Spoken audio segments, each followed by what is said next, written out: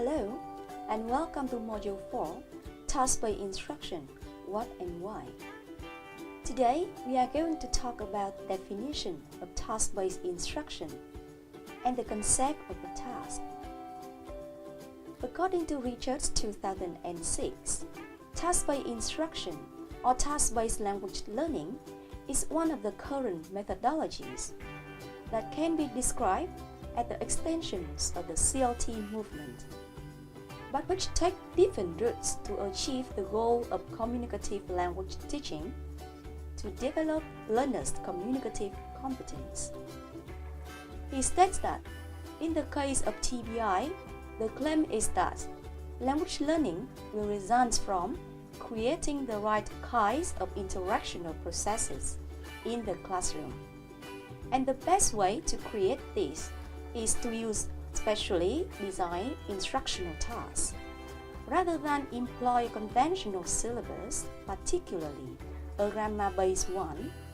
Advocates of TBI argue that grammar and other dimensions of communicative competence can be developed as a byproduct of engaging learners in interactive tasks. Of course, most teachers make use of different kinds of tasks as part of their regular teaching. Task-based instruction, however, makes strong claims for the use of tasks and sees them as the primary unit to be used, both in planning teaching, it means that in developing a syllabus, and also in classroom teaching. Brandon 2006 defines it as an approach to language education in which students are given functional tasks that invite them to focus primarily on meaning exchange and to use language for real-world non-linguistic purposes. According to Noonan 2013, TBI has its origin in a number of philosophical positions and empirical traditions in education, applied linguistics, and psychology. These include experiential learning and humanistic education, learner-centered instruction, and process-oriented and analytical approaches to syllabus design. Noonan also points out the relationship between task-based language learning and communicative language teaching. In his view, CLT is a broad philosophical approach to language pedagogy. It draws on research in linguistics, anthropology, psychology, and sociology, and rests on a view of language as a tool for communication. On the other hand, TBI is a realization of this philosophy at the levels of syllabus design and methodology. CLT, according to him, addresses the questions why. TBI answers the question how. So what exactly is a task? Different people have defined a task in different ways. However, according to Richards and Rogers 2014, there is a common sense understanding that a task is an activity or goal that is carried out using language, such as finding a solution to a puzzle, reading a map, and giving a directions, or writing a letter. Noonan 2007 defines a task as a piece of classroom work that involves learners in comprehending, manipulating, producing, or interacting in the target language, while their attention is focused on mobilizing their grammatical knowledge in order to express meaning, and in which the intention is to convey meaning rather than to manipulate form. The task should also have a sense of completeness, being able to stand alone as a communicative act in its own right, with a beginning, a middle, and an end. Brandon's definition of a task is simpler. A task is an activity in which a person engages in order to attain an objective. and which necessitates the use of language. Edwards and Willis, 2005, however, gives out a more detailed explanation of tasks. Number 1. In carrying out a task, the learner's principal focus is on exchanging and understanding meanings, rather than on practice of form or pre-specified forms or patterns. Number 2. There is some kind of purpose or goal set for the task, so that learners know what they are expected to achieve by the end of the task. For example, to write a list of differences, to complete a route map or a picture, to report a solution to a problem, to vote on the best decorated student room, or the most interesting or memorable personal anecdote. Number 3. The outcome of the completed task can be shared in some way with others. Number 4. Tasks can involve any or all 4 skills: listening, speaking, reading, and writing. Number 5.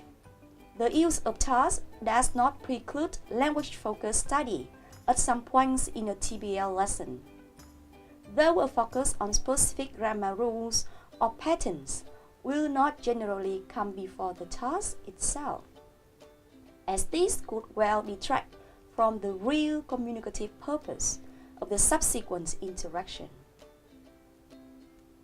We should also have a look at the differences between the 2 kinds of tasks, pedagogical tasks and real-world tasks, put forward by Richards, 2006.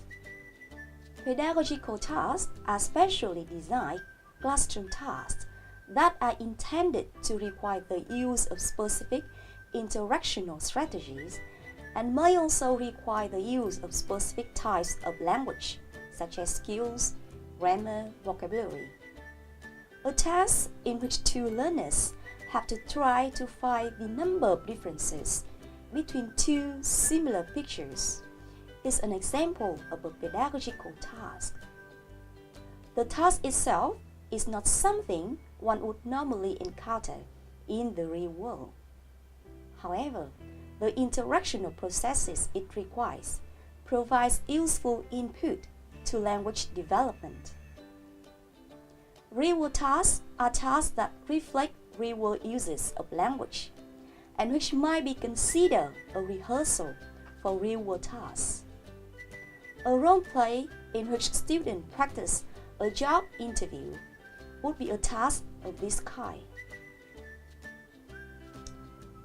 Despite some differences, there are some key criteria or standards by which you should judge a task.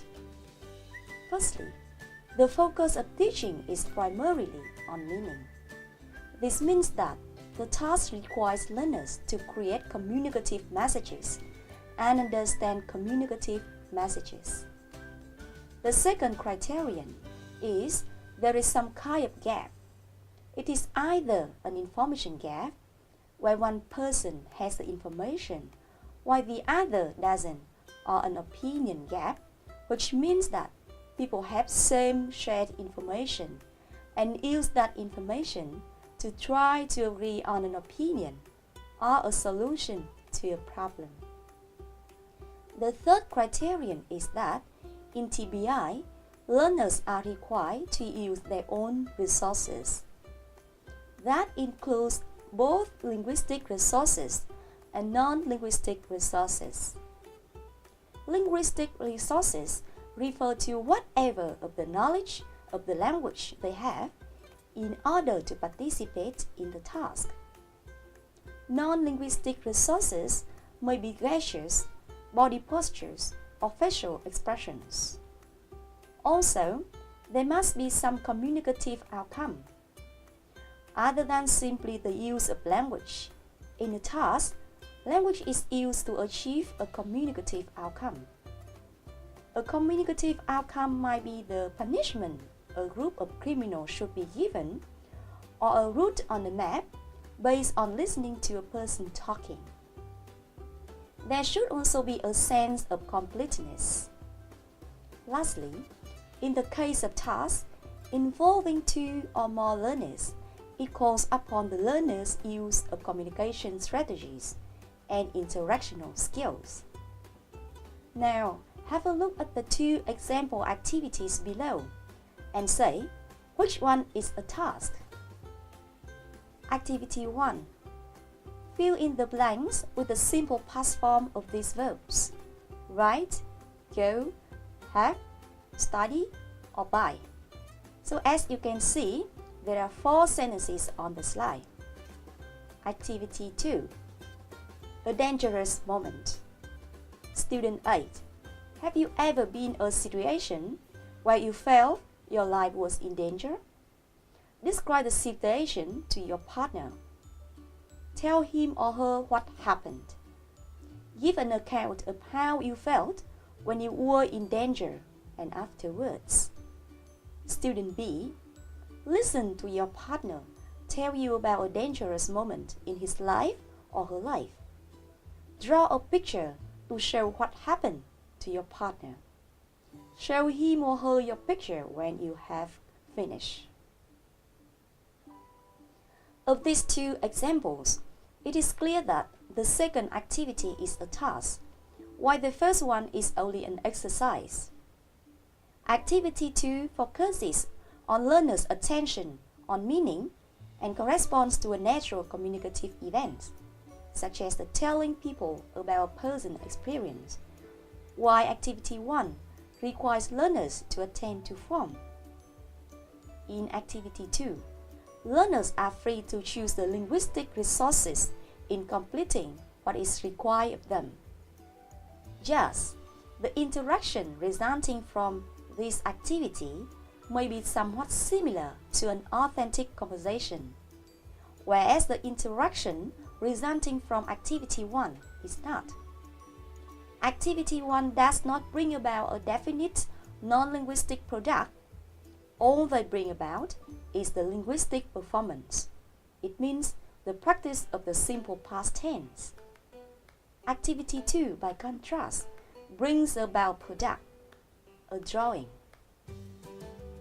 In this lecture, we have explored the definition of task-based instruction and the concept of a task. We hope that the information we have provided is useful for you.